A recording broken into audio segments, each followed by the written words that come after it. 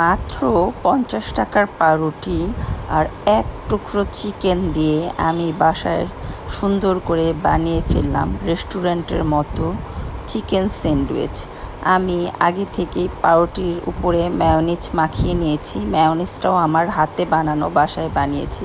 তারপর সবগুলো পাউরুটিতে মেয়োনিজ মাখিয়ে নিয়েছি। তারপর আমি চিকেনগুলোকে একটু সিদ্ধ করে সেখানে হচ্ছে একটু সয়া সস আর তেল আর গোলমরিচ দিয়ে রান্না করে নিয়েছি। তারপর পাউরুটির উপরে আমি চিকেনগুলো সুন্দর করে দিয়ে দিব, সেখানে একটু শসা দিব আর হচ্ছে আমি একটু টমেটো সস দিব।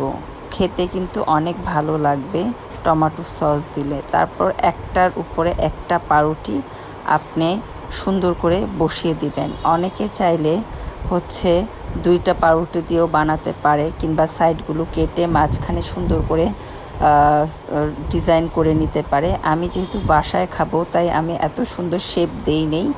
তো বাসায় যেহেতু অনেক বেশি পছন্দ করে আমার বাচ্চারা, তাই আমি বাসায় এত সুন্দর করেই বানিয়ে ফেললাম। এক টুকরো চিকেন আর হচ্ছে 50 টাকার পাউরুটি দিয়ে আমি চিকেন স্যান্ডউইচ বানিয়ে নিয়েছি। দেখেছেন কি সুন্দর হয়েছে?